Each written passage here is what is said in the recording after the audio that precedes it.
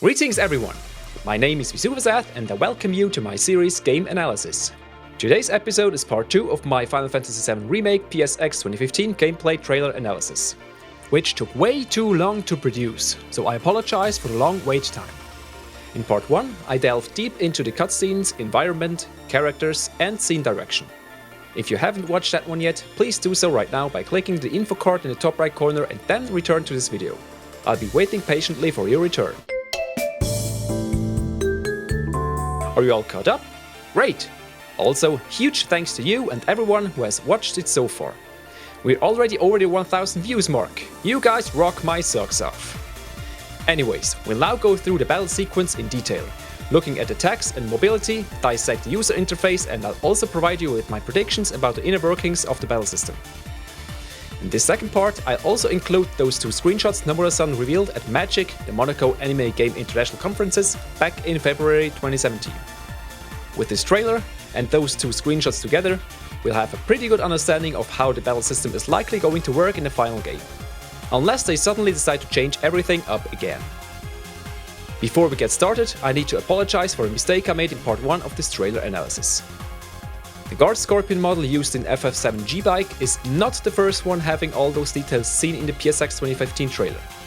Crisis Core had almost the same model of the Guard Scorpion. CyberConnect 2 were most likely provided with said 3D model to incorporate it into G-Bike. Thanks to YouTube User Cloud for this information. I completely forgot about the Guard Scorpion's appearance in Crisis Core. Short disclaimer before we dive into the analysis. I'm not as action battle savvy as most action game players, so I'm most likely butchering the terminology and might sound like a noob in certain details. But I'll try my best to convey my findings in an understandable way.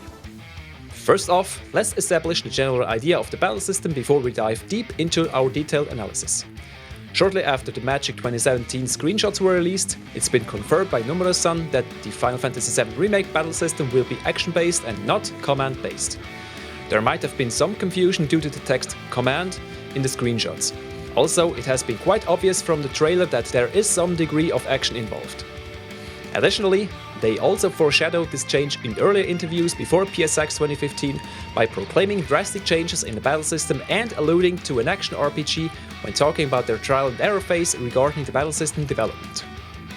Right after the PSX trailer dropped, Kitase-san smoothed things over regarding the degree of action in the remake. I can't say the new game is completely action-based, but it has more of that element and real-time than the previous game. Then he goes on to say, however, what makes Final Fantasy and RPG different from other games is that the players have the ability to choose weapons, capabilities and magic to be strategic-minded. So while the new game has more real-time elements, it will also maintain that strategy building element, balancing these 2 factors perfectly to enhance the gaming experience. In an interview about the decision to split the game into multiple entries, Nomura-san made the following statement to illustrate their vision. Regarding the battle speed and the tempo, for the sake of a stress-free battle, we want to do something on the level of the City of Final Fantasy. As far as the degree of action goes, it's the City of Final Fantasy, then Kingdom Hearts, then Final Fantasy VII Remake.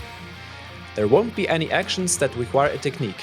By using the new system, we want to do action battles while also being able to fight while thinking strategically. And this right here should ease the minds of most opponents of action games. Sure, the inherent turn-based aspect is gone, but I personally don't see any problems when the strategy building element of the original remains, while the actual execution moves towards real-time engagement while being in direct control of the individual characters instead of simply giving them commands. Let's just hope they get the AI of non-controlled party members right. Now, let's analyze all the different components to get an idea of how the battle system might work in detail. Mind you, everything is subject to change, and with CyberConnect 2 out of the picture, there might be even more changes until the next reveal, but for now let's focus on what we know so far. I'll start with analyzing the minor details by going through the whole battle sequence several times before we dive into the bigger and more interesting parts of the battle system. As already detailed in part 1 of this trailer analysis, the battle sequence takes place on a fountain plaza and along the railroad where Cloud jumps onto a bypassing train. One thing to note here is that out-of-place green reflection on the ground at the very start of the battle sequence. For some reason, I missed this during part 1 of the trailer analysis. As you can see, there's no green light source around. Green light indicates that the existence of Mako glow. And where is the most obvious source of Mako? The reactors, of course. But since number 1, which is closest to the Fountain Plaza, is gone, I believe this is the reflection of Mako exhaust from reactor number 2. If we pull up the Crisis Core reference picture from part 1, we can see that the camera direction points towards the other Mako reactor just outside of the screenshot. It can't be reactor number 1 anyway, unless there are still Mako fumes and splashes leaking out of its ruins. Anyway, let's go back to the battle system. While attacking, we see this lock-on icon in the middle of the enemy. I assume it's a hard lock-on because we see Cloud attacking while no lock-on icon is present, for example during the finisher attacks or towards the end of the battle sequence. Also, notice the camera position while Barret is attacking. His target is off-screen at first, and when getting into view, there's no lock-on icon present either. And since I assume the camera follows the target while in hard lock-on mode, there indeed exists a soft lock-on feature which automatically targets the nearest enemy when attacking. Free camera control included. What definitely intrigues me is the fact that the defeated enemies remain visible on the field, and don't just disappear into thin air. My assumption is they remain visible as long as we stick around close by. When we leave the area completely and then return back to it, the bodies will most likely be gone. A neat feature is the silhouette highlighting. Enemy parts behind obstacles are visible to better visualize a covered up target. If we look closely, the infantryman only gets highlighted once Barret deploys his big shot. My conclusion is therefore that only locked on enemies and those who are directly being attacked will get highlighted this way. If an attack starts, it needs to have a target, if one is in reach of course. So even if not manually locked on, there most likely will be a hidden soft lock-on system in place to direct attacks against the nearest target. This is corroborated by this example of Big Shot being deployed without manual lock-on. The same thing applies during Cloud's spray or finisher attack, where there's also no hard lock-on present. After being shoved off this elevated brick circle around the fountain, the feet of the infantrymen disappear behind the obstacle, causing them to get highlighted. Now let's have a look at Cloud's attack pattern. He does have many different sword swings, which leads me to the conclusion that he either has a very long standard combo of at least 7 swings, or that the sword swing types depend on the direction of the left analog stick. By analyzing Cloud's attacks even closer, we can spot his 4x cut sword swing pattern across several shots, followed by 3 more swings. Hence my conclusion of an at least 7-hit basic combo. Let's go through each segment so I can show you what I'm talking about. In the first segment, we see swing 3 and 4 of the 4x cut combo, followed by the 5th swing of Cloud's remake combo and the start of the 6th swing. The damage number on screen at the very start of this segment is proof that the first swing we see is not the first one in the combo. In the next segment, where the player is in control of Barret, we witness the start of Cloud's standard combo, which accurately recreates the first 2 swings of his original 4x cut combo. After reinforcement arrives, Cloud performs the swings number 2 through 4 of his original 4x cut combo. Like in the first segment, there's already a damage number present indicating a previous combo hit. One little inconsistency is that Cloud reaches back far more for his second swing here than he does in the segment with Barret. However, this might be due to different distances and angles between Cloud and his target, or due to different gaps in the player input, where longer gaps cause a longer lunge out animation. The last segment shows us the last 2 swings of Cloud's standard combo number 6 and 7. Firstly, we haven't seen those 2 swings before, and when comparing to the very first segment, that one swing Cloud starts performing before the scene changes is the very same one in the last segment. Even the end position of the previous swing looks exactly the same. Secondly, in both segments there are 2 damage numbers from previous swings present, indicating a similar combo timing. Now let's check out Cloud's full 7-hit combo. 1, 2, 3, 4, 5, 6 and 7. Granted, Cloud could still have more combo hits up his sleeve, but I'd like to think that the 7-hit base combo fits the game very well. As you might have noticed, the Shinra infantrymen display different reactions to different attacks. If you look at the enemy while Cloud is attacking, you can see that their damage animation changes depending on the force and direction of the sword swing. Also, in the shot where the player controls Barret, you can see how the infantryman being attacked by Cloud reacts to the attack before being hit. Either he tries to block, which obviously fails, or he braces for the upcoming impact. When looking at Cloud and Barret, they don't seem to react at all when being hit, at least not in this trailer. Either they haven't implemented their hit reaction yet, or those attacks by the infantrymen are all light attacks which don't warrant a hit reaction, let alone causing a hit stun. I hope that stronger attacks do in fact interrupt the attacks of our characters. If not, the battles will become too easy. Nomura-san mentioned seamless battles in one of the interviews, and in this trailer, we already get a small glimpse of this new feature. If you pay attention, you can see the battle menu disappearing right after Cloud defeats the infantryman with his braver finisher attack, presumably because it was the last enemy on the field and the battle is now over. To be precise, the UI starts fading out at exactly the same time as the last damage number appears. I sincerely hope that they incorporate a system where the battle music is basically an aggressive arrangement of the current field music, and is transitioning between those two versions without resetting the audio cursor.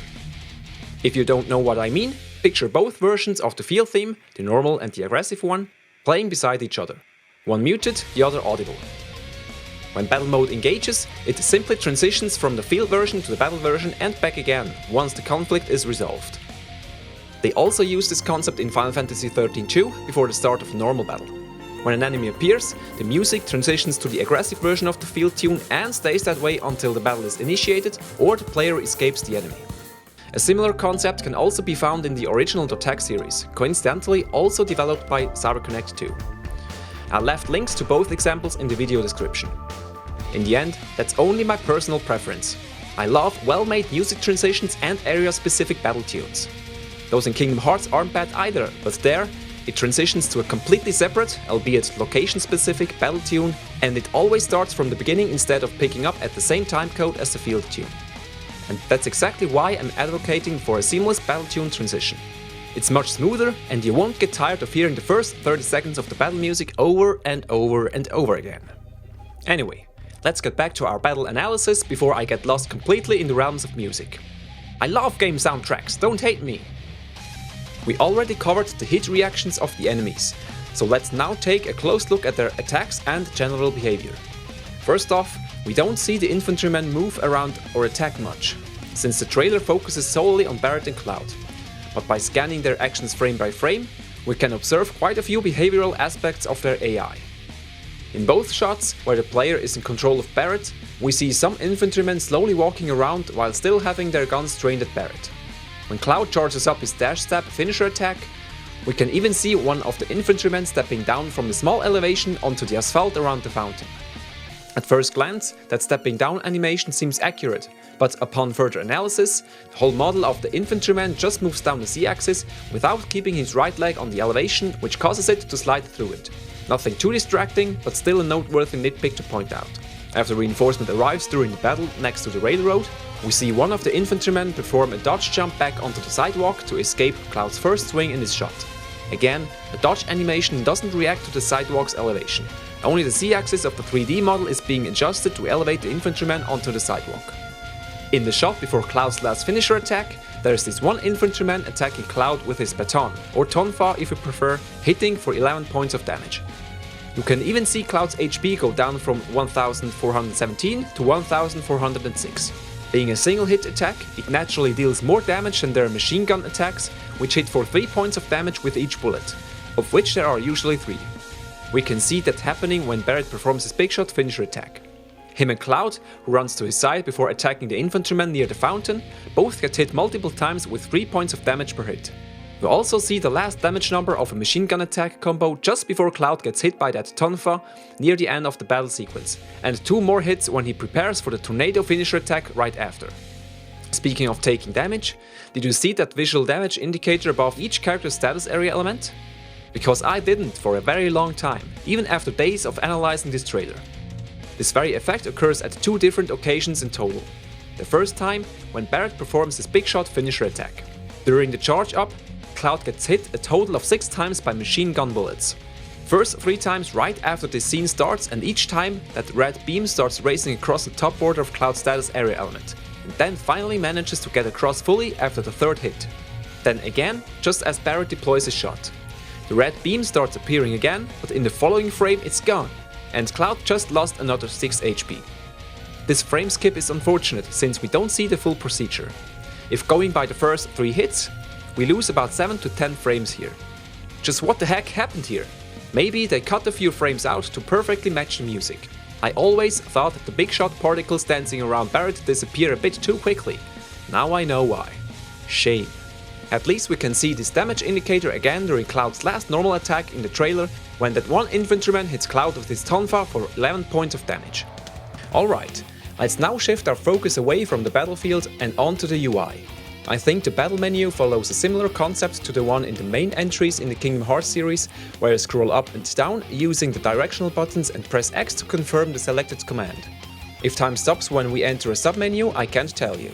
I secretly hope so, since I strongly dislike stressful menu navigation. Or that there's at least an option in the game menu that allows toggling on time freeze while inside a submenu. Kind of similar to the original game, where you could choose between the ATB modes active, recommended and wait.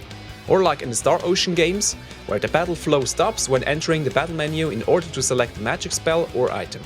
Final Fantasy XV's item menu is also a good example for comparison. On the other hand, this would go against the nature of an action RPG, which usually doesn't interrupt the flow of battle as seen in the Kingdom Hearts games. Regarding menu items, the ones shown here are most likely just for giving a general idea of the actions we're able to take inside battles. Attack and items are self-explanatory. Magic and summon seem to function the same way as in the original, where they had their own submenu containing magic spells and summons based on the equipped materia. Summon will certainly not be available at this point in the game and is probably only there to reassure fans of its existence. Defend seems to be an odd one here. At the time of this trailer's reveal, the creators were still exploring the actual function of the defend option. We can thus most likely ignore this menu entry and move on, as it was certainly only added to showcase the existence of a defend option. In an action-based battle system, defend should be mapped to a dedicated button and not assigned to a menu entry, obviously. However, it might still have some merit to have a menu entry for defend. Instead of a defensive maneuver, defend puts the character into a damage-reducing defensive stance, which can be either changed back to normal at any time or it happens automatically after taking damage. Kind of like in the original game. A dedicated defend button still makes much more sense in an action RPG, however. Last thing to note here is that the highlighted menu item is tinted blue, which is only ever the attack option in this trailer. Which is a shame, but I suspect the other options haven't been implemented yet, or at least not to such a degree to be able to be shown off to the public. The description text of the active menu item is self-explanatory. Interestingly though, it says attack with equipped weapon. This is strong evidence that we'll still be able to equip different weapons. I've seen people talk about weapons being only upgradable, either because they don't trust Square Enix enough not to cut essential stuff from the game, or because they feel the character's iconic weapons, most notably Cloud's Buster Sword, would lose meaning if they get replaced with newer and better weapons after a couple of hours of gameplay. However, Kitase-san mentioned in an interview that the players have the ability to choose weapons, and that alone proves the existence of multiple equipable weapons. On the right side sits the character status area, which contains the character's name, HP, MP, as well as a limits bar and a non-named big gauge underneath the name. The first thing I noticed was the vastly different HP numbers. In the original game, Cloud has 325 HP and Barret is at 344 HP at this point when playing normally without grinding. Here, however, Cloud has, with the help of some pixel measurements, on average 2257 HP, while Barret's HP lie around an average of 1536. Pretty big difference. Either the developers put in higher numbers for testing purposes, or the new battle system requires higher numbers for good balancing in an action-based setting. In contrast, their MP numbers are even lower than in the original game, where they both had over 40 MP. The MP numbers in this trailer stand at a measly 21 and 17 respectively. I imagine all those numbers are still temporary and will change a couple of times until the game releases. However, upon seeing the two magic screenshots with equally high numbers, and with further consideration, I think they really are this high in the remake. I suppose they had to increase the HP pool due to the nature of the action-based combat, especially to account for the frequent combo attacks. Remember the machine gun attacks by the infantrymen? They inflict 3 points of damage per hit. Comparing the HP numbers again, 2257 is way over 3 times the amount compared to 325. With those original numbers, the infantrymen would have to deal less than 1 point of damage with the same balancing concept. Furthermore, other enemies might also be able to rack up a hidden combo meter and unleash finisher attacks upon our characters. This means that they might suffer way more damage than for a measly 3 or 11 points per hit, which makes those high numbers much more feasible. And we haven't even looked at bosses, which most likely will be dealing insane amounts of damage compared to trash mobs, especially when the player doesn't block, evade or otherwise take damage mitigating precautions. Or at least I hope that will be the case. However, this also means we'll now be dealing with way higher HP numbers during endgame, most likely Quint 9 without needing any HP expander. We can even take one entry from the Final Fantasy VII compilation for comparison. In Crisis Core, we could increase our HP up to Quint 9 as well, although there is no more room left for a 5th HP digit. Maybe Quad 9 really is the upper limit. On the other hand, things are subject to change after all, since it's a title still in development, so take all of this with a grain of salt. Moving on to the limit bar, which is and remains completely empty during this trailer, and therefore only serves as the message: limits will still be a thing, but we haven't finalized the new concept yet. So there's nothing more to say at this point. This leaves only the big white and sometimes red gauge underneath the character name. Well, of course this is the HCB gauge from the original game, right? White while charging up and the red when full, right? Colored differently, but still the same, right? Wrong! To the dismay of many fans, the big gauge underneath the character's name doesn't represent the beloved HCB bar from the original game. Instead, it seems to be some sort of combo gauge. It fills up a little bit with each successful hit, mostly slightly before the hit actually lands. I suspect that the combo meter growth and the damage calculation for each individual hit aren't always done in the same frame where the weapon makes contact with the enemy. Also, whenever the next hit doesn't follow immediately after, the combo gauge slowly decreases again. Furthermore, the gauge turns red when full. This is the time for the character to pull off a finisher attack, as seen on 4 occasions in this trailer. This provides an interesting way of playing. The player is encouraged to fill up the combo gauge by using successive regular attacks for a very powerful finisher attack dealing between 142 and 350 points of damage instead of 18 to 20 per combo hit, or even 7 in Barrett's case. Other actions such as using items or summons probably won't increase the combo gauge, neither will blocking or dodging. So in order to use those strong finisher attacks, the player needs to keep chaining attacks together, during which the character is vulnerable to other attacks, which results in a risk-reward system. I also think that they'll implement a short cooldown period after the execution of a finisher attack, where the character cannot perform any action whatsoever, which also benefits this risk-reward system. This means a well-timed combo and finisher attack can be incredibly rewarding, while a continuously interrupted combo string leads to less damage output due to the lack of a finisher attack. Ill-timed full combos may lead to massive damage taken from enemy attacks, and ill-timed finisher attacks leave the character open and vulnerable to enemy attacks afterwards, especially if they usually target the player-controlled character. Thinking even further, such a cooldown after performing a finisher attack would also encourage character switching, because the player would be able to immediately continue playing. The combo gauge also fills up for the other party members, meaning AI-controlled characters might also use finisher attacks. I hope that's not the case, since it would take away control from the players and mess up their battle tactics, especially if the other party members are also subject to this cooldown after a finisher attack. Another possibility is that the AI party members don't use finisher attacks themselves. However, this heavily depends on how the finisher attack is actually initiated. Automatically by the attack command when the combo gauge turns red? Then this wouldn't work at all. But let's postpone this discussion to the magic screenshot analysis, where we have a much clearer picture of how this combo gauge and the finisher attacks work. As you can see, you probably won't be able to just spam attack and always be successful in the remake, save for easy trash mobs perhaps. Spamming attack will also most likely result in a high resource consumption and many attack flow interruptions, which is far from being effective. I kept mentioning finisher attacks a couple of times now, so let's have a deep look at them. As mentioned just before, finisher attacks are performed when the combo gauge fills up completely and turns red. Every time this is the case, we see Cloud or Barrett perform an exceptionally powerful attack. And even if 2 of them look exactly like their respective first limit break, they are regular finisher attacks here in this trailer. The limit bar is empty throughout this trailer, remember? Before we dive in, a quick shout out to the awesome YouTuber Cloud, who provided references to those 2 new attacks Cloud Strife performs here. The first one shown here is Cloud's famous Braver limit break attack from the original game, which has been demoted to a finisher attack in the remake as previously mentioned. It's the strongest of all shown finisher attacks with a damage number of 350. Barrett's Big Shot follows next, which is also his first limit break attack in the original. Another demotion, same as Cloud's Braver. This one deals only 169 points of damage however. Oh, by the way, did you see the person way in the background? He or she turns to look at the fighting going on, flinches when Barrett deploys his Big Shot attack and is then gone in the next shot. Probably ran away. The third finisher attack shown in this trailer is Cloud's Dash Step attack.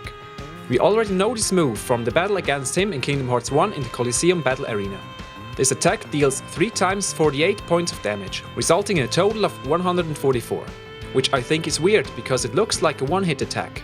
Maybe it takes the distance between Cloud and the target into account, hitting more times when closer and less when further away. This would add another layer to this attack by encouraging riskier close-range combat for more damage. The last one seems to be the spin drive attack Cloud uses in the upcoming game Dissidia Final Fantasy NT, the console version of the Japanese arcade title which has been playable there since November 2015. However, this is not the first occurrence of this attack. According to storyboard sketches, this is an unused limit break attack for Cloud in the original game known as Tornado. Huge thanks to Chip Noir for finding this gem. As for the damage dealt, this trailer doesn't give a clear-cut answer.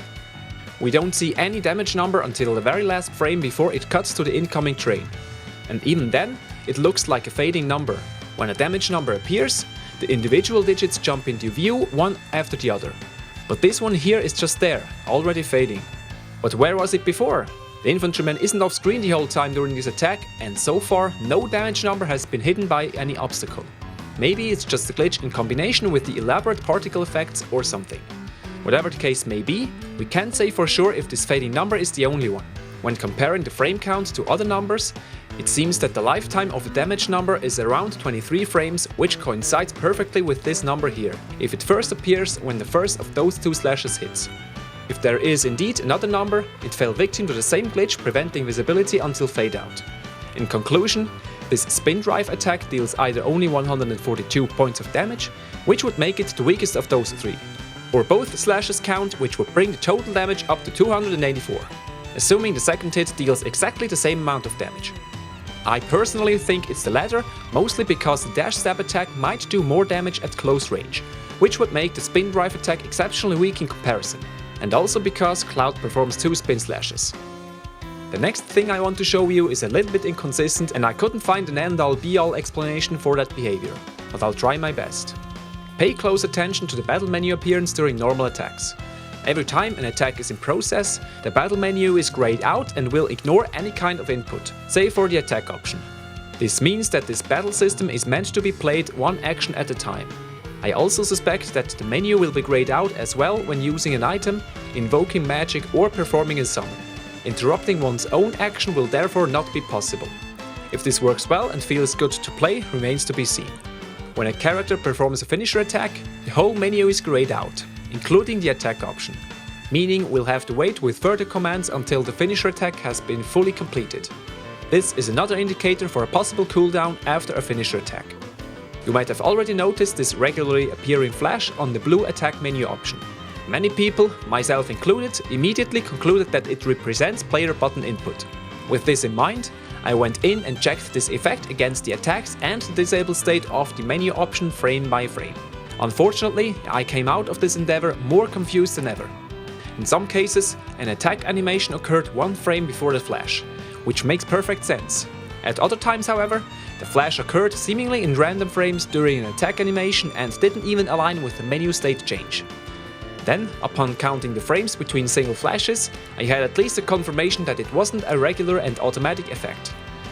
In the first segment, there are 14 and 13 frames gaps, while battling with Barret, the gaps are at 7 and 8 frames. And during the 2 segments next to the railroad, we have 7 and 10 frames and 4 and 14 frames respectively. In the end, it really seems like a visual representation of the player's button presses, and the game reacts very leniently to it as to not interrupt the flow of battle. There were a few occurrences of an attack starting without prior input, meaning that you, in fact, can press attack in the middle of a sword swing, and it counts as an input for the following hit. At least it seems like this. If you take the still active attack menu option into account, it makes only sense that the game accepts player input during an attack animation. The attack menu option would have to be disabled otherwise, like it is during the finisher attack. I think what confused me the most was the rather regular button input of the player in control while capturing battle footage for this trailer. That person seems to be a more relaxed and precise player compared to myself, who keeps smashing X frantically when performing a basic combo. Yeah, I'm a filthy casual when it comes to action games. Deal with it. I've alluded to this several times already, so now I'll take the time to specifically talk about it. Character switching is a thing. It's sad that this has to be pointed out, but since Final Fantasy XIII and XV, many fans have become suspicious of Square Enix to say the least. However, the original provided free control over all 9 playable characters, and Final Fantasy Versus 13 also had character switching in place, before Tetsuya took over and streamlined the gameplay for a single character experience. But considering all 4 characters were planned to play significantly different in Versus 13, I suspect it will be the same for the Final Fantasy VII Remake. Why, you ask? Simple. Nomura-san, the director of Final Fantasy VII Remake, was also the director of Final Fantasy Versus 13 before he got pulled off the project, presumably to have more time to work on Kingdom Hearts 3 and later the Final Fantasy VII Remake. In an interview, Nomura-san confirmed free character switching with a simple press of a button. The players are never forced to switch, however, and will be able to keep playing as Cloud if they so choose. Although it is advised to switch in certain situations to take advantage of the individual character's strength. In this trailer, the currently active character is highlighted by a slightly bigger character info display. The camera focus on the active character is also an indicator. Just look at how Cloud autonomously attacks further back, while Barret, being the character controlled by the player, is busy blasting the Shinra infantrymen to smithereens in the foreground. How switching works exactly is unclear, but I'll go more into that when analyzing the screenshots from Magic 2017. As previously mentioned, all characters most likely play rather differently from each other. Nomura-san even alluded to that in interviews by, for one, pointing out that switching to Barret is advised when Cloud can't reach the enemy with his sword, and for the other that they have something special planned for gunners regarding the new cover mechanic. In this trailer, Cloud performs close-range sword-slash combos, which also seem to stagger the enemy, and throwing them backwards. Barret, on the other hand, maintains a steady stream of bullets against the enemy and can keep his distance. Also, Cloud's finisher attacks seem to be mostly single-target attacks, while Barret's big shot might have a small area of effect going on. If so, it clearly doesn't have too big of a radius, since one infantryman standing somewhat close by doesn't get hit. Then again, Cloud's finisher attacks might also damage enemies too close to the main target. In any case, we only see single enemies being damaged by the attacks of both Cloud and Barret, so we can't tell for sure. I'm really curious as to how the other 7 characters are going to play like. In the original game, the only real difference between the characters were their limit breaks and, to a much lesser degree, their stats. Thanks to the new action RPG direction, the characters now have the potential to offer much more uniqueness in combat. Movement type and speed, degree of agility, attack intervals and frequency, basic combo type and number of hits, hit strength and the chance to hit stun, different finisher attacks, size of the hitbox, dodge and block types, etc. Those are quite a lot of potential additions to the original, and hopefully Square Enix really does go all in regarding character differences in battle. But how will this turn out in the final product? Let's make a few predictions, shall we? Tifa will most likely feel like a brawler in a beat-em-up game, just without the complicated inputs. Aire should probably keep her distance and focus on magic, supportive spells and healing, while defending herself with her staff when enemies get close. I imagine she also has some defensive abilities to make up for the lack of physical offensive attacks. Tifa, on the other hand, is meant to play at close range. Maybe she even has dodge and counter-attack maneuvers and is a great contributor to stun-locking enemies, if that is even a thing in this game. Red 13 will be quite agile, I imagine. Picture Yoda during his fight against Count Dooku in Star Wars Episode 2. Yuffie is possibly also very agile, but in contrast to Red 13's close-range style, she's more of a long-range fighter. I imagine both will be great damage dealers. As for Catchy, I picture him as a full-fledged tank, drawing aggro with his megaphone and soaking up damage like no other while supporting his allies with buffs using motivating war cries and debuffing the enemy by foul-mouthing them. His attacks might be ruled by randomness, just like his limit breaks in the original game or X-type weapons in Final Fantasy XII. I don't have much to say about Vincent, since we already got to play as him in Dirge of Cerberus, so I expect a similar playstyle. Since both him and Barret are gunners, I have an inkling they both have different specialties. Barret relies more on a brute force bullet rain with less damage per hit, while Vincent might play more like a sniper, with a higher critical hit chance and more damage per hit in general, with a poor fire rate to keep him from being overpowered. Lastly, we have our beloved Dragoon Sid. I imagine he will be a master of physical area of effect attacks, either by swinging his spear all around him or jumping down from above, creating a small impact blast. Think of Aire in Final Fantasy XV, our other beloved Dragoon, but for slightly different reasons. One last remark for Barret: I believe he's not a good tank despite his tanky appearance. I'm saying this because his HP are lower than Cloud's HP in both the PSX trailer and the Magic screenshots. Might just be the level difference though. Also, Cloud looks like a great close range to mid-range fighter with a knack for stun locking weaker enemies with his strong sword swings. The next point doesn't have much to do with the battle system, but I need to mention it anyway or else I'll get called out for not noticing or pointing it out. During the shot where Cloud performs his Prayer finisher attack, we can make out a familiar sign in the background. There are also a couple of green umbrellas with small lights on each corner, standing around on the ground and even on the first floor balconies, describing the outdoor section of a cafe. Now, do you see this ornate adornment in front of the building? The video compression messes with the details, but when looking closely, we can make out the words Del Sol, written in curvy golden letters embraced by wing or feather-like boundaries and topped off with a green illuminated palm tree on top. The golden letters behind the wing embrace on the left most likely reads Café. Café del Sol, nice reference! And big thanks to all those people pointing out this little Easter egg to me. The footage I used for analyzing had a little too many artifacts which transformed the golden letters into unrecognizable smudges. The word Sol even kind of looked like a chocobo. I kept trying hard to make out some sort of Costa del Sol reference, but I just couldn't see it.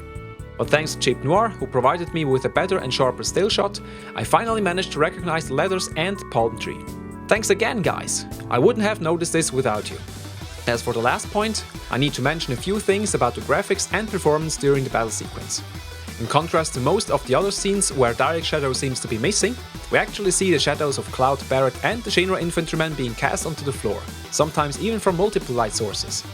On the other hand, there are, again, a lot of instances where missing or bad anti-aliasing creates some ugly pixel noise, for example in Cloud's hair or on his Buster Sword. Interestingly enough, the environment looks almost perfect. I can't see any glaring flaws in any of the battle segments save for very few instances of jagged lines around high contrast lines. However, when talking about the frame rate, Square Enix definitely needs to work on optimizing performance during battles. The frame rate is far from smooth and hardly breaks the 20 FPS mark. But the release of the game is still far away, especially when considering the trailer was shown at the end of 2015. A bad frame rate is therefore excusable. Let's just hope we get a constant 30 FPS in the final product. I'm also secretly hoping for multiple graphics modes for the PlayStation 4 Pro. Checkerboard 4K at 30 FPS, 1080p at 60 FPS or possibly even a high detail mode with 1080p output and higher graphical fidelity overall at 30 FPS. You may have noticed that these are the same options Rise of the Tomb Raider provides, and so far, I prefer that set of options to any other PS4 Pro game I've played so far. Well, everything's better than Final Fantasy XV's unlocked frame rate mode. I prefer a steady but lower frame rate over an unlocked but variable one. Now let's move on to the screenshots shown at Magic 2017. There have been quite some changes, and even though we'll be looking only at 2 images, I have at least as much to say about them as I had about the battle sequence in the trailer. Let's start with the differences compared to the PSX trailer. The battle UI in those screenshots evolved quite a bit. The character status area element design changed from a complex form to a simple rectangle with one cut-off corner at the bottom left. The slightly angled appearance, however, remains the same, which I quite like. Makes it more dynamic and less detached from the game. The battle menu has also received an overhaul. The menu items, while generally still the same, now look much cleaner. They also got rid of the summon command, which makes complete sense, since we don't have access to any summons this early in the game. The defend option also got scrapped. I wonder why. What's completely new here is the Materia menu option. I'll cover this one in greater detail a bit later, so let's move on for now. What strikes me as a bit weird is the language mishmash in both screenshots. Enemy and target names, battle menu item description, as well as the finisher attack name are all written in Japanese, while the menu items, character names, and the command designation on top of the battle menu appear in plain English. This isn't too uncommon in Japanese games, however. I've seen several games with English text sprinkled in. Another difference is the position of the menu item description. It moved from being on the top to being at the bottom. This change makes perfect sense. It's only there for further information and not as essential. Being relegated to the bottom makes it less ostentatious and doesn't get in the way of the action on screen. The second reason it had to move to the bottom is due to the new addition to the battle menu, the command bar or whatever that is. The one with the L1 and R2 buttons on either side. As with Materia, I'll talk more about this new feature a bit later. The content of the character status area also underwent a couple of changes. At its core, it's still the same, but some of the elements have been enhanced quite a bit. The most notable ones are the HEB and the limit gauges. Both now consist of 3 segments instead of just 1. I'll talk more about their presumed functions a bit later. The placement of the character's name has also changed. Instead of being between the combo gauge and the HP bar, it now has its own dedicated space on top of everything else. On one hand, this cleans up the whole layout, and on the other hand, there's now some free space next to the name which could possibly be filled with status icons like Protect or Poison. I'm wondering how the damage indicator looks like in this iteration of the UI. Is it still a red beam flashing across the top of the status area element? Or does the whole character name bar flash up in red? Or even the whole thing? I guess we'll have to wait until the next trailer for answers, in which the UI will most likely have been changed yet again. In any case, this new version of the character status area looks and feels much slicker, cleaner, and generally more thought through. There's one additional element that hasn't been there in the PSX trailer. Next to the ATB gauge, we now have a direct indicator for the available finisher attack. I'll explain this in more detail along with the new ATB bar a bit later. Also new are the bars above the head of the active character and the targeted enemy. The former bears the ATB gauge and HP bar, while the latter only exposes the HP bar. I quite like that, since it saves our eyes a detour to the character status area, enabling an unbroken focus on the action on screen. It also improves the tactical approach, since we now have a better understanding of the enemy's condition thanks to the visible HP bar. Interesting tidbit: there's also a triangle button visible in the second screenshot, but more on that later. The lock-on symbol is essentially the same, but appears brighter than in the PSX trailer and is therefore much better visible. Another thing that caught my eye are the different MP values. Both are higher than the ones in the PSX trailer and more similar to those in the original, with the former chronologically happening after both screenshots. The reason for those changes? Most likely some rebalancing.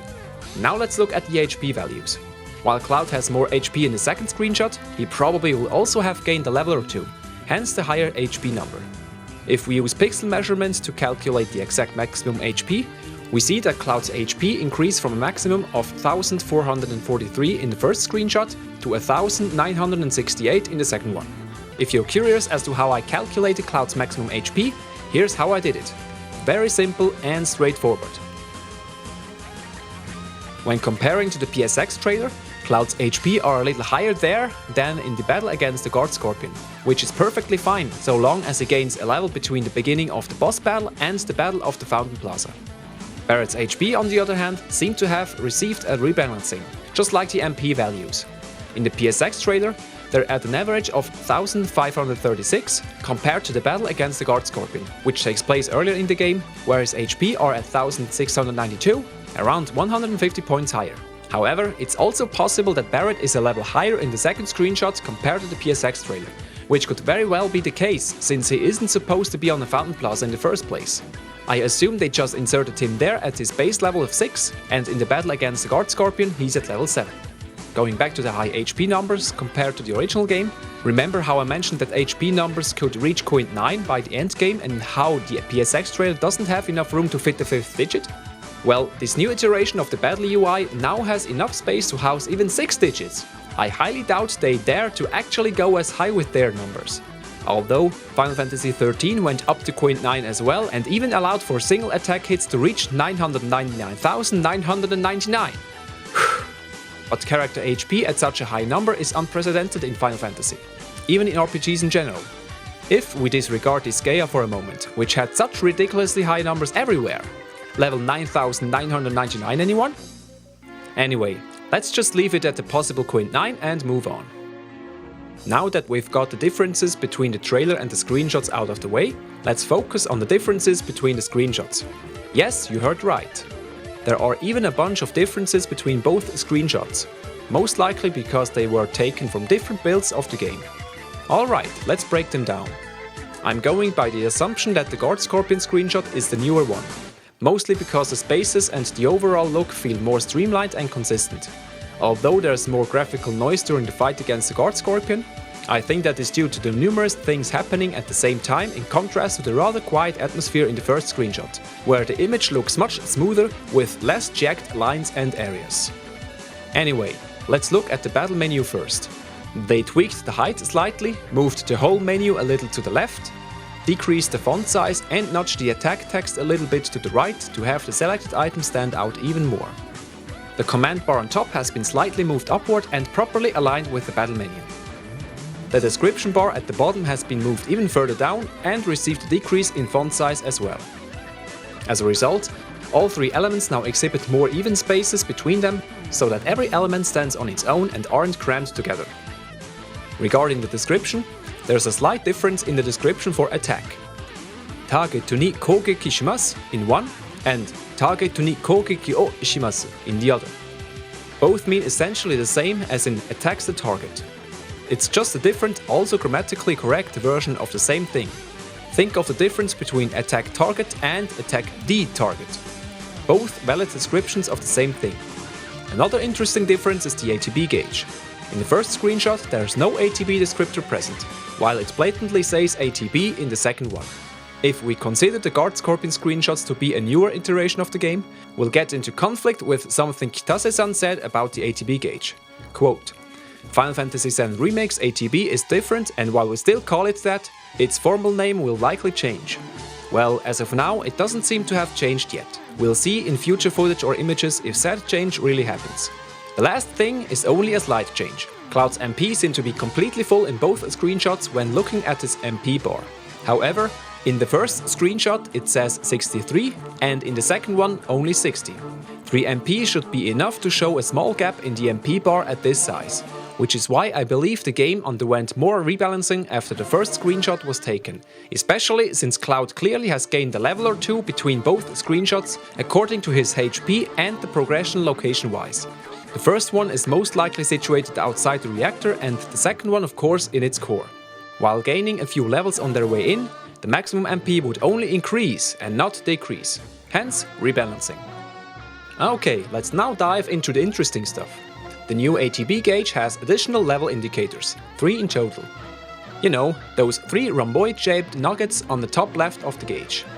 Based on what we see here and have already established for the PSX trailer, I present to you my conclusion of how the new ATB system could work.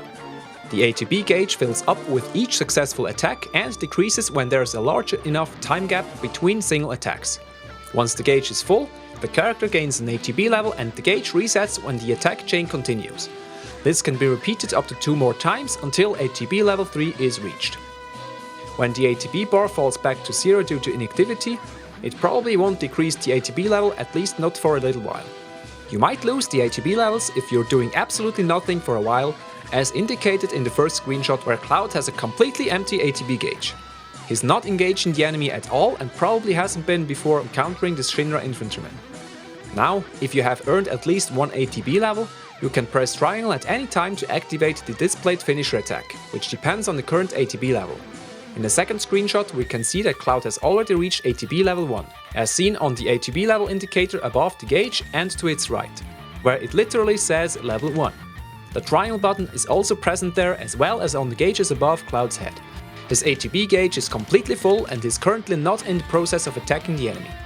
This tells me the ATB gauge indeed doesn't immediately fall below the current ATB level once reached, as predicted before. After performing such a finisher attack, the ATB bar, levels included, reset to 0, and if my assessment during the PSX trailer analysis still holds any ground, the character would suffer from a short cooldown period in which all actions are locked. Maybe even blocking, dodging or moving altogether. Compared to the PSX trailer, this extended ATB system has even a stronger risk-reward factor. Do we keep chaining attacks together in order to work towards a higher ATB level, or are we settling for a weaker finisher attack in order to be able to use other commands like spells, healing, support magic, or even performing a summon? If we break a combo chain to do something else, we would lose the possibility to use a stronger finisher attack, and it seems we desperately need those for a decent damage output. Although the supposed high damage of magic might compensate for a lost finisher attack. Maybe magic even contributes to the rise of the ATB gauge, which would open up even more possibilities. Now let's break away from the gameplay systems for a moment and have a look at the Japanese attack name displayed to the right of the ATB bar. Unfortunately, my Japanese isn't as good as I'd like it to be, but I managed to get a grasp on its meaning using Google Translate. If you feed it with the whole word, Google translates it into blown away. I don't think that would be the correct translation, so let's dissect those kanjis, shall we? The first kanji has a meaning of strong or fierce, like strong wind, reppu, or the adjective fierce, hageshi. The second one is used for words like attack, as in kogeki, or to attack, zemeru. Both kanjis together translate to mortification. Third one, combined with the hiragana symbol ri, says kiri and means slash, which is derived from the verb kiru, meaning to kill. And since the literal translation fierce attack slash sounds quite odd in English, I'd suggest plainer fierce slash, strong blow, or even death blow, as the user Hian in the livestream.net forums suggested. However, Deathblow is an already existing skill learned by the yellow command materia of the same name, which means we might be able to freely assign commands to either the materia menu command or the finisher attacks. Or equipping materia automatically defines the 3 ATB attacks depending on the combination. It's also a possibility that one of the materia slots of each weapon is dedicated to the ATB attack. Equipping a materia there grants the ATB attack specified by the inserted materia and those 3 ATB finisher attack levels only differ in strength. For example, if you insert a fire materia into said ATB finisher slot, the character will have the ability to unleash a fire slash at level 1, Fira slash at level 2 and Firaga slash at level 3. Now let's apply the system to the Deathblow materia. Remember Cloud's attack animation for the Deathblow command in the original game? It looks almost identical to his Braver Limit Break attack, just without the flash effect. If we now combine the 3 ATB levels with those 3 finisher attacks from the PSX trailer, we already have it covered. The Tornado attack with 2 hits of unknown damage at level 1, the Forward Dash Stab attack with 3 hits at 48 points of damage each at level 2, or vice versa, and the Ultra Strong Braver attack with 1 hit at 350 points of damage at level 3. Seems legit, right? Well, not so fast. If we can freely equip materia into a supposed ATB slot, we should be able to use Deathblow normally as a standard command as well. But the materia command is grayed out, indicating we don't have any commands at our disposal yet. Unless the ATB slot is exclusive to ATB finisher attacks, so we'll have to choose whether we assign a materia to finisher attacks or use it normally. This would give a tad bit more strategy to the battle system. Or maybe I'm pulling everything out of my butt and the ATB finisher attacks are completely separate from materia, which might as well be the case. In the original game, the Deathblow command is called Hisatsu in Japanese and not Rekko Kiri, which is how I assume the Japanese finisher attack name in the second screenshot is pronounced. This means you can probably disregard all the above assumptions about the connection between materia and finisher attacks. But how will those finisher attacks work then? Another possibility is that they are tied to the equipped weapon, which would make each weapon even more unique and open up even more possibilities and strategies. If they go this route, however, the weapons shouldn't contribute too much to the character stats. Imagine a weapon providing awesome finisher attacks but otherwise sucks balls later in the game due to piss poor damage output. One remedy for that would be that the characters can permanently learn those ATB finisher attacks by using them a certain number of times, akin to the skill learning system in Final Fantasy IX, just without the need to accumulate HP. This concept would therefore allow for mostly unrestricted customization of the characters. However, most weapons will, like in the original, become rather insignificant towards endgame once you learn all their finisher attacks. In any case, I'm very curious as to how the system turns out in the finished game. It can either unnecessarily complicate things or enrich the whole experience depending on how they balance things out. Okay, let's switch over to the limit gauge, which also got split into 3 tiers or segments, just like the ATB gauge. However, its core functionality is probably similar to the original. It seems that the limit breaks only become available once the whole bar is full.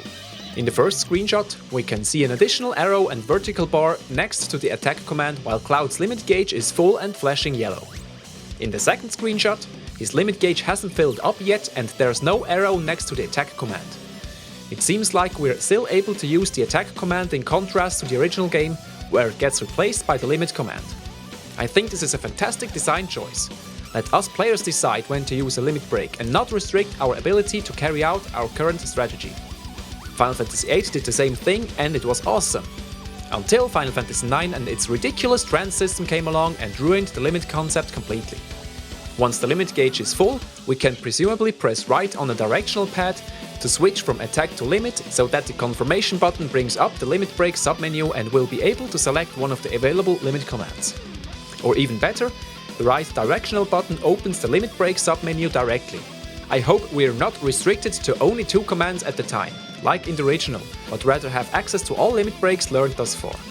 This would enable a wider variety of limit breaks for each character, of which each and every one of them can potentially be unique and useful for the rest of the game. In the original game, most of them were just improved versions of the previous ones, with some minor uniqueness like stun, ricochet damage, multi-target, status effects and so on. But in the end, most players just used limit breaks level 4. Or level 3, if level 4 didn't provide a multi-hit attack, like Yuffie and Red for example. If you wanted to take advantage of more unique limit commands, like Red's Howling Moon, you were stuck with that limit level, at least for the current battle. And changing the active limit level reset your limit gauge. For most players, this is too much of a hassle, myself included. That's why I really hope for access to the whole roster of limit break commands, like in Final Fantasy IX for example. Another thing I touched upon earlier in this video is that the AI party members hopefully won't waste limit attacks. That way, we'll be able to switch to a character with a full limit gauge to unleash a powerful attack on our own accord. I say this because in the second screenshot, Aire has a full limit gauge and I sincerely hope he doesn't waste it. It's always frustrating when the AI keeps throwing valuable resources out of the window, in this case the limit gauge, and screw up our plans and tactics. Same goes for the ATB gauge. Having only the player-controlled character be able to activate finisher attacks and unleash limit breaks increases the strategical element of the battle system, lets the player feel more in control and heavily encourages character switching. There's actually one piece of evidence that supports my notion towards AI not being able to use ATB finisher attacks. In the first screenshot, there's this double arrow symbol next to the ATB gauge. Of course, there's nothing beside it since the gauge is empty. In the second screenshot, Cloud has already reached ATB level 1, which is why the level 1 finisher attack is visible beside that double arrow icon. Now if you check Barret's stat area, there's no double arrow icon to be seen. Conclusion: because there's only a double arrow icon for the player controlled character, only said character is able to use finisher attacks. Although, maybe it's exactly the other way around. It doesn't show anything because it's irrelevant to the player. If the AI uses finisher attacks at will, the player wouldn't need to see if there's such a finisher attack ready. If only the player could perform finisher attacks, it would be necessary to see which character has which level of ATB finisher attack ready to be deployed. Oh man, now I crushed my own hopes already. And possibly yours. Apologies! So much regret. On the other hand, do we really need to see the name of the finisher attack? Isn't it enough to only see the ATB level of the other party members? And with that, my hopes for more player control has risen back to its previous level. Such joy! Anyway, let's return to the limit gauge and talk about that new segmentation. Why even split it into 3 segments if we can only use the limit break when the bar is completely full? Easy. Having 3 different tiers of limit break commands. Each limit break is most likely going to cost either 1, 2 or 3 bars of the limit gauge, similar to the link commands in Final Fantasy XV. With the difference that you can use a link command even when the gauge wasn't full, so long as you had the necessary number of full bars to use a certain link command. In the case of Final Fantasy VII Remake, we'll most likely only be able to use a limit break when the bar is full, as established earlier. This further increases the strategy involved in the battles, since you either use a weaker limit break, which implicitly decreases the time until you can use the next limit break, or you unleash a powerful one and end up with a completely empty limit gauge, increasing the time until any of the limit breaks, even the weaker ones, become available again. In the end, it heavily depends on the situation and the available limit breaks as to how you utilize them. I think it would be fantastic if they really go that route. Alright, let's now move from dissecting the menu, character stats and systems to analyzing the screenshots themselves. In the first one, Cloud hides behind one of the crates to take cover from the enemy's machine gun fire. Some people complained that the remake is now going the generic cover shooter route, like many third-person action games are to some extent. I personally don't mind a cover mechanic at all, as long as it meshes well with the other mechanics in this new battle system. According to the interview Nomura-San gave after the release of those screenshots, he mentioned 2 main purposes for the cover mechanic. He says, in the story, in situations where you're sneaking around, you won't just be able to march down the middle of the path. The original version had random encounters, and such parts were in the realm of imagination. But since this title is seamless and you see the path that you're infiltrating, I decided it was necessary for the sake of realism. You can use it in ways such as to hide in cover until enemy soldiers move along, or to throw a hand grenade from cover to annihilate the enemy. Of course, those who find it bothersome can just throw themselves into the fight. This statement feels very refreshing, since it allows for different approaches. either by going in stealthily without the enemy noticing, being a coward and blow the enemy up from behind covers, or confront them head on. This whole thing reminds me of that annoying section in the Shinra building where the party had to sneak past those red guards by hiding behind those statues. With this new cover mechanic, that passage might become more dynamic and hopefully a lot more fun than in the original. With the option to just slaughter them all, of course. The use of grenades from behind cover is another parallel to third-person cover-based action games. Now I'm wondering if we can perform stealth kills when enemies walk past our hiding spot or just by sneaking up on them. It's my preferred way of dealing with opponents in third-person action games. On that note, Nomura-san also mentioned something about a special element for gunners regarding the cover mechanic. Does that mean cover shooting will be a thing for Barret and Vincent? Vincent makes sense from the perspective of a sniper. Also, please make scope sniping happening for Vincent, akin to the mechanic in Final Fantasy XV with the Cerberus rifle or the sniper rifle in episode Prompto. I'm not making things better with all this third-person action talk, am I? Nonetheless, I welcome those new changes, since it shakes up the original system quite a bit and keeps things fresh and hopefully interesting and strategic. However, I hope the remake keeps its RPG roots intact and creates its own identity. We don't need another generic action game we've seen and played dozens of times already. Is it just me, or does that infantryman look a little bit more detailed than in the PSX trailer? Nomura-san told us they'll enhance their design in the future, since they looked rather plain in the PSX trailer. Or maybe it's just the lighting, who knows? Before we move on to the next screenshot, let's have a look at the environment. It's hard to guess what exactly we're looking at, but the closest thing I can think of right now is some sort of warehouse. It looks pretty empty, however. As to where exactly this location is, I see two options here. Either we're on our way from the train platform to the upper level at North Edge Station, or between the first security door and the reactor, although it's harder for me to find good connections between this screenshot and the train station structure. Biggest argument against the train station is the exits to the right. If we take a look at that shot from the beginning of the PSX trailer where we see both infantrymen searching the platform, we can see the lower entrance being a massive bricked and arched doorway. There are also massive walls on either side. Same goes for the upper exit where Cloud emerges from the original game, which has a front gabled closed roof. If we look at the first magic screenshot again, there's no solid wall nor a solid roof, let alone a front gabled one. Also, the doorway to the outside is completely rectangular and made of metal structure. And before you suggest that the train platform might lie to the left, I have to remind you that behind the train station building to the west is only a huge wall marking the border of Sector 1. To the left of the screenshot we only see darkness. This leaves only the part between the security door and the reactor. It can't be inside the reactor, since Barret will join Cloud upon entering the reactor facility and Cloud is still alone in this screenshot. Furthermore, we can see the sky in the background. Inside of the reactor we wouldn't see anything. The architecture in the screenshot and in the area behind the first security door also match up much better. However, due to the increased scope of the remake, I suspect that the area behind the first security door is built quite differently and much larger, hence why it's not easy to pinpoint the exact location in this first screenshot. If I have to guess, we're probably somewhere beneath the area with the intruder display. At least the metal strut contraption looks very similar in both images. There's even a similar lamppost present in the original background render, so it's possible that the exit to the right leads to the door leading to the T-shaped walkway between sectors. By looking at the original render again, we can also make out the wall to the right, which matches the darkness to the left in this screenshot. If my assumptions are correct, Cloud originally came from behind the metal wall and through the now open grate door. But what about the sector wall? Well, we're not as close yet, so seeing the night sky from here should still be possible. Yes, there's also an identical lamppost present on the upper level at the train station, but that one's much further away from the exits than the one in the screenshot is. So according to all those factoids, the train station seems to be out of the question regarding the location of the screenshot. Oh, and there are still several direct object shadows missing. Ambient shadow is there, but the crate and especially the infantryman shooting at Cloud should cast a direct shadow on the floor to some extent. I'm no lighting expert, but in my eyes, there's clearly something missing. At least the anti-aliasing looks quite nice in this shot. There are practically no jaggies to be seen here, save for the ricochet special effect on the rear side of the crate. Other than that, the only noise stems from the JPEG compression around some of the objects, for example around the corners of the infantryman's HP bar.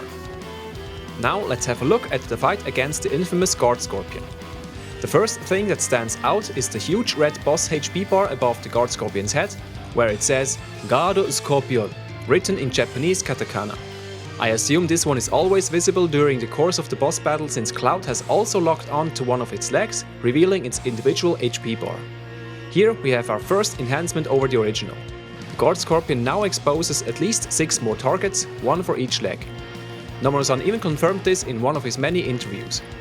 If we take a closer look, we see that the locked on leg is in the process of losing HP, according to the small red segment in its HP bar. Cloud isn't attacking the leg at the moment, so it has to be Barret shooting at the thing.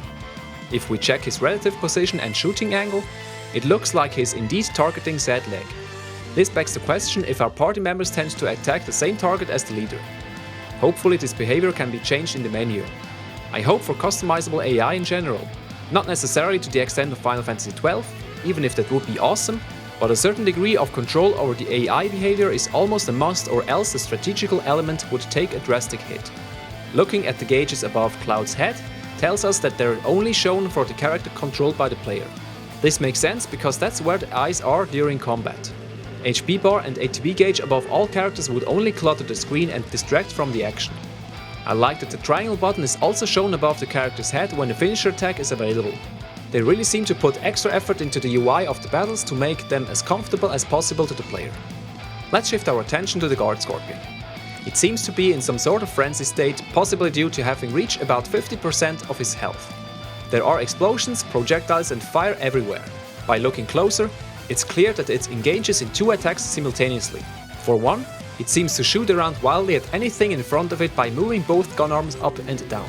Those crosshair-like shooting effect remnants below the right and above the left arm contribute to this assessment.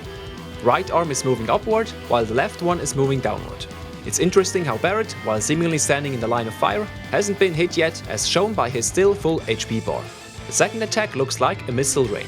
We can see several missiles flying from the sky, as indicated by the missiles themselves, their engine flames, the smoke trails, as well as those visible areas of impact on the ground. There are 16 visible missile attacks in total. This attack covers thereby most of the whole battlefield. Fortunately, there's a targeting reticule for every single missile on the ground, indicating the exact position and the area of effect the impact will have. Since those missiles clearly don't hit the ground at the same time, the player has enough time to dodge those attacks by moving towards an empty area, which is what Cloud is currently doing and Barret already did. Since Barret is not being controlled at the moment and still got himself out of harm's way, keeps me at ease concerning the party member AI. At least in this situation it seems to do its job well. If we look at Cloud, he seems to perform some sort of dash dodge maneuver. At first, I thought he's just starting his running animation, but for that he leans forward a little too much and he stretches both of his arms towards the back, which makes no sense for a sprinting animation. If we pull up his dash animation from the Cydia NT for comparison, we can see the similarities. Another piece of evidence is the battle menu. In the first screenshot, the magic and item entries are displayed in white, indicating they can be used. But here, they're both grayed out. When performing a dodge maneuver, it makes sense to disable every other command. However, the attack command is still active, which makes it likely that we're able to interrupt the dodging with a spontaneous attack. In conclusion, each character will most likely have a dash ability or dodge attack, or at least something similar to it. I'm positive, however, that the dash dodge in the remake won't be as far-reaching like in the Cydia NT, since the pacing and scope of the battles will vastly differ from each other. Due to hopefully different character behavior, their dodge ability most likely complements their fighting style. Speed and distance might be a factor as well. Just for fun, let's try to predict how our characters perform their dodge moves. We've already seen Cloud's dodge maneuver, so let's start with Barret. I think he will perform a simple sidestep, which probably won't be as far-reaching as Cloud's dash. Tifa might be doing some mid-range flips, while Aire probably also uses short sidestepping like Barret. Red 13 will most likely either use side jumps or even somersaults. For Yuffie, I imagine an acrobatic cartwheel maneuver. As for Vincent, I can see him using something similar to Cloud's dash, just with more elegance, as if he's gracefully floating over the ground. This would complement his vampire vibe very well. Cid's dodge move is either as boring as a simple sidestep or jump, or, and this would fit his Dragoon class perfectly, he sticks his spear into the ground and swings around it to the other side in order to avoid enemy attacks. You might have noticed I skipped someone. Thing is, I just can't picture that huge bulky Moogle perform any fast maneuvers. Upon straining my brain a little, however, I managed to come up with a solution for him. Just let the Moogle roll into the designated direction, with Catchy running with waving hands in the opposite direction to prevent falling from his mount.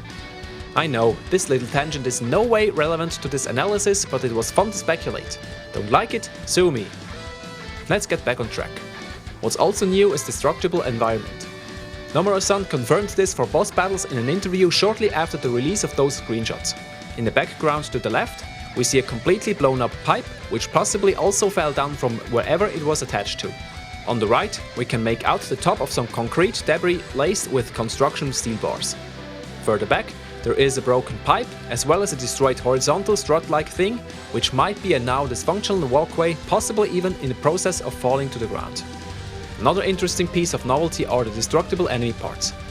There are at least 2 parts of the guard scorpion that are clearly messed up, like the second leg from the left and the head. Maybe that's the reason why the guard scorpion is going wild right now. Someone has blown open his head. I imagine Cloud took out one of the legs, which caused the boss to fall and stop attacking for a moment, in which they both concentrated all attacks on the guard scorpion's head. It seems like bosses now show increased visual damage until they are defeated. Maybe normal enemies as well, which would increase immersion and visual feedback to a new level. As shown before, the legs can be targeted individually, in this case to most likely bring the guard scorpion to its knees so that its head can be attacked by close-range attacks. Barrett will probably be able to target the head all the time due to his long-range standard attack. One last thing I want to mention regarding this boss battle is that seemingly out-of-place explosion on the guard scorpion's legs to the right of his torso. I'm only running on assumptions here, but I think one of those legs might have been the previous target of Barrett's attacks, hence the explosion. This is probably the reason why he's now focusing on the next leg in the front, which, upon further inspection, seems to be even more damaged than the others. The top part looks to have been ripped off, and the bottom half of the huge talon-like orange protector shield is blown off completely. As you can see, this boss fight has evolved to something hopefully amazing. In the original game, it only possessed 4 moves: the Surge Scope, its rifle and scorpion tail attack, and the infamous laser attack when you charge at it while its tail's up.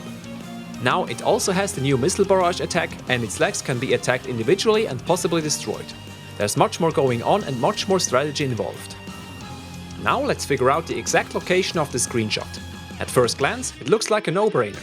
Of course, we're still on the walkway where the camera pans around Cloud and Barrett in the PSX trailer, and where the guard scorpion jumps onto.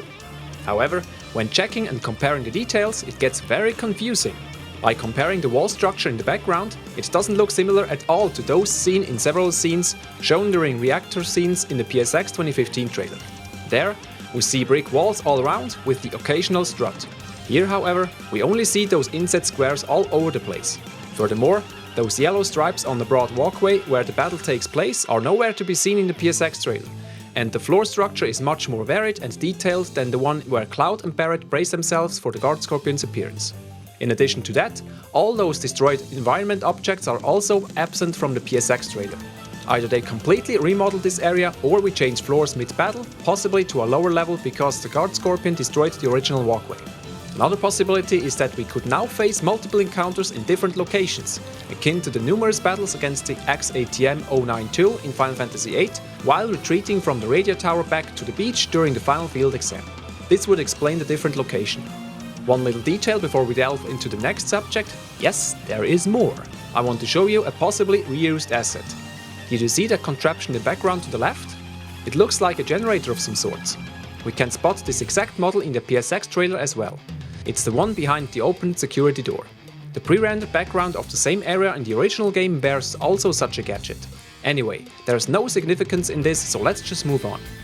You can't analyze a screenshot without also looking at the graphical fidelity.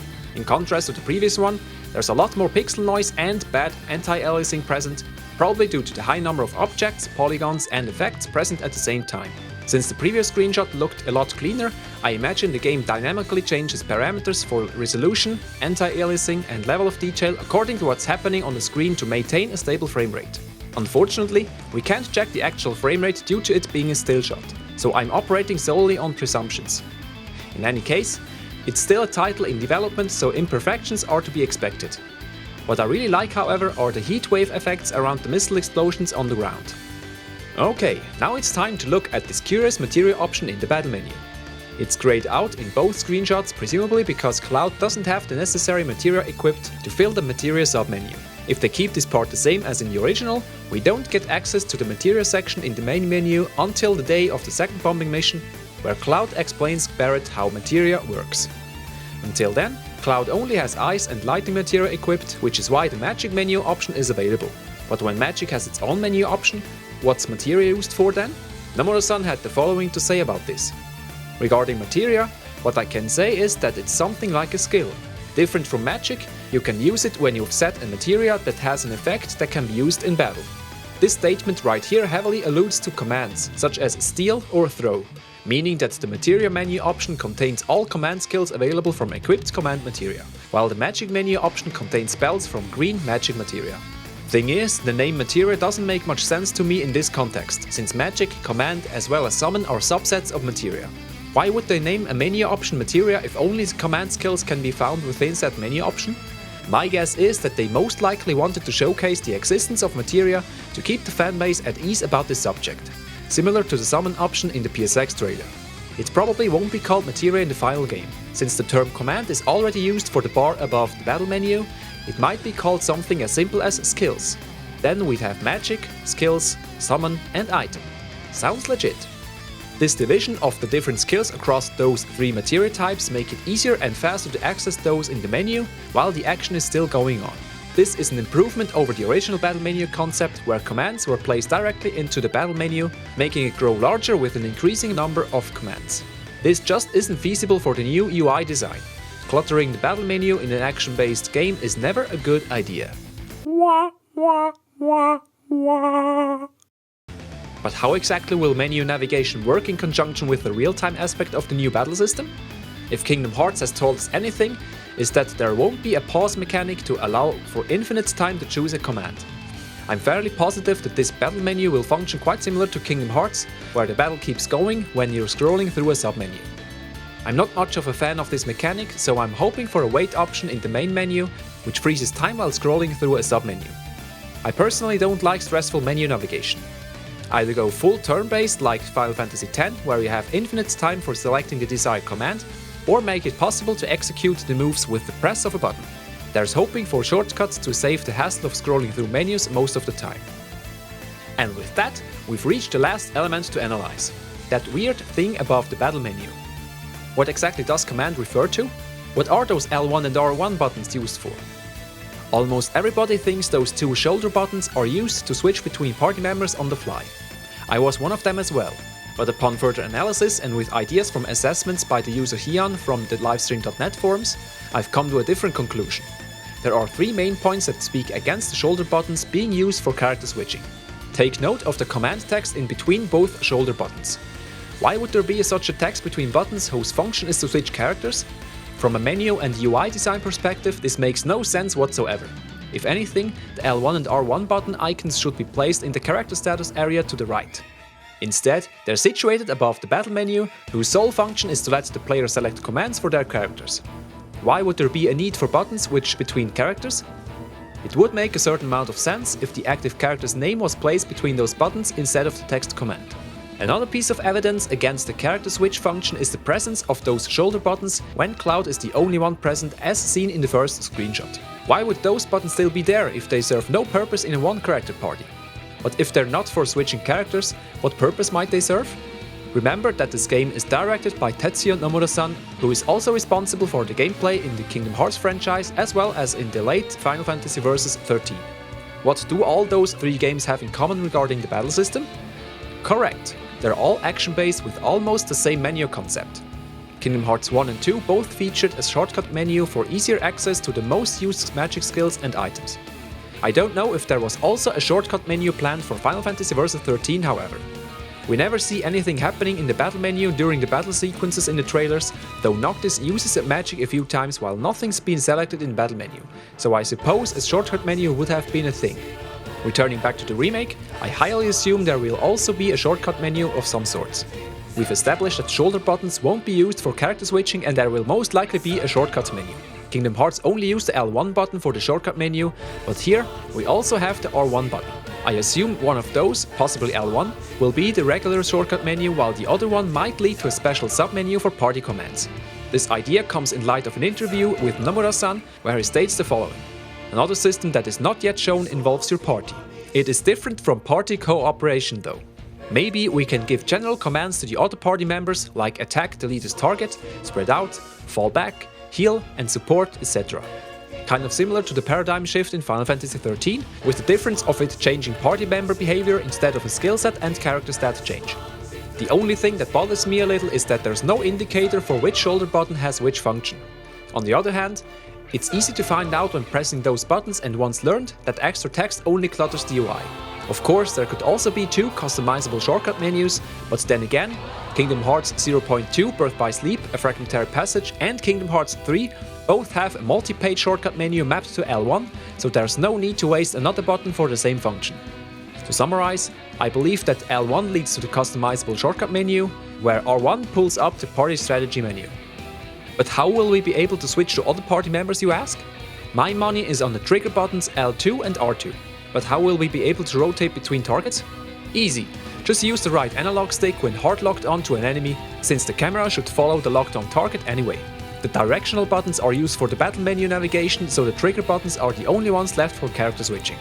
Whatever the case in the final game may be, I'm eagerly looking forward to some new information and video footage of this new battle system. To be honest, the more I was analyzing it, the more hyped I became. And I hope you guys are hyped as well. Because we can't get off of this train we're on until it reaches North Edge Station. In 2019 maybe. Alright, this wraps up the second part of the PSX trailer analysis. I hope you enjoyed my take on this trailer and the new battle system, despite its long runtime, and I'd love to hear your thoughts about my in-depth analysis. Let me know if there's something I missed, misinterpreted or got flat out wrong. Remember that this whole video is based on other already published analyses as well as my own personal findings and conclusions. You're free to disagree with me and share your counterpoints. Let's have a discussion in the comment section down below. Also, please check out the links in the video description to further indulge in the articles and interviews referenced in this video. That being said, thank you so much for listening in, and I hope to see you again in the next episode of Game Analysis. And always remember, stay safe and take care. VII signing off.